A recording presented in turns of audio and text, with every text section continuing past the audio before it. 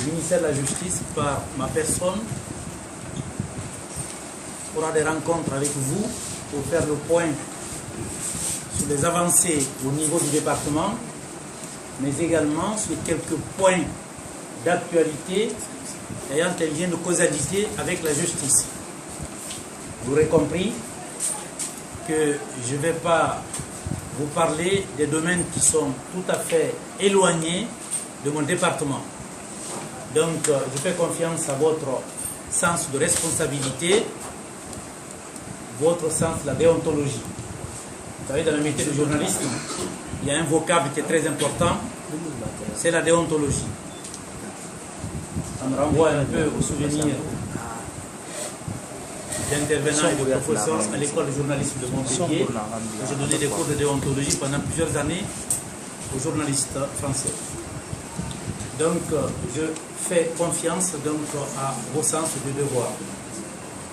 Le ministère de la Justice ne va pas se dérober à ce devoir d'information qu'on a envers les citoyens guinéens. On est là pour les citoyens guinéens, on est là pour faire avancer l'institution judiciaire. Donc, périodiquement, ça peut être une fois par mois, une fois tous les 2 mois, peu importe. Donc, on aura des contacts avec vous. Et ça vous permettra ensuite de relayer les informations que vous aurez à la fois captées et surtout analysées. Je fais confiance à la subjectivité des journalistes et je fais confiance aussi à votre activité d'analyse. Cela dit, on a retenu 5 thèmes. Le 5e thème, ça sera simplement un point d'information. Et je souhaiterais donc que les questions se limitent à ces 5 thèmes. On pourrait répondre à certains thèmes, questions éparses, si c'est effectivement, ça ne déborde pas. Alors, on va commencer par le premier thème tout de suite et je répondrai à vos questions. Le premier thème, c'est les vacances judiciaires et la rentrée judiciaire. Donc, avant les questions, un mot là-dessus. Vous savez, dans tous les pays du monde, en tout cas dans les pays de tradition latine comme la Guinée, il y a ce qu'on appelle les vacances judiciaires pour le corps des magistrats et du personnel judiciaire. Les magistrats, c'est des hommes, c'est des êtres humains, c'est pas normal qu'ils ne puissent pas aller en vacances comme les autres. Simplement, comme c'est une institution spécifique, ils ne peuvent pas comme ça se lever, aller en vacances. Ce qui fait que dans notre pays, les vacances partaient globalement du mois d'avril, du mois de mai jusqu'au mois de novembre. C'est-à-dire qu'ils prenaient les vacances indifféremment dans cet intervalle. Ce qui n'était pas une bonne chose.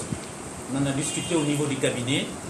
Donc on a décidé d'instituer depuis cette année des vacances judiciaires qui sera fixées du 1er au 31 août de chaque année.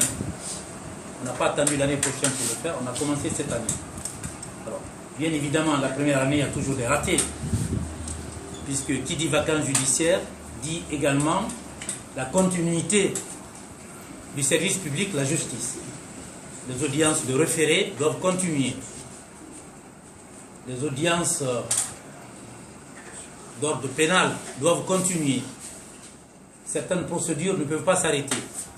Il appartient donc au chef de juridiction d'organiser ces vacations, c'est le terme utilisé dans le monde judiciaire, pour qu'il y ait cette continuité du service public. Ça, c'est très important. Mais la conséquence de cette continuité, ça veut dire ralentissement.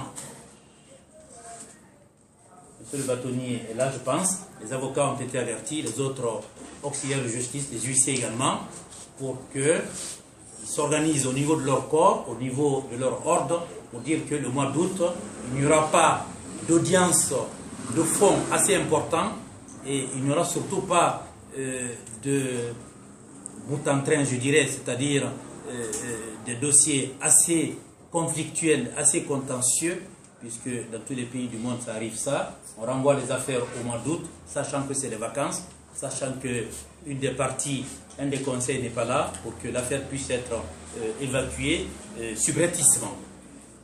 Donc quand on anticipe, on évite ça.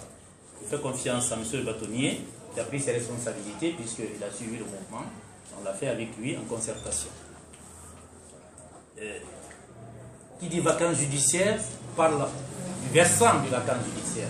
Vacances judiciaires, donc le pendant, c'est ce qu'on appelle la rentrée judiciaire, la rentrée des cours et des tribunaux. Quand on sort de vacances, dès qu'on revient, tout de suite après, ou en tout cas quelques instants après, il y a ce qu'on appelle la rentrée judiciaire, c'est-à-dire qu'on entame une nouvelle année judiciaire.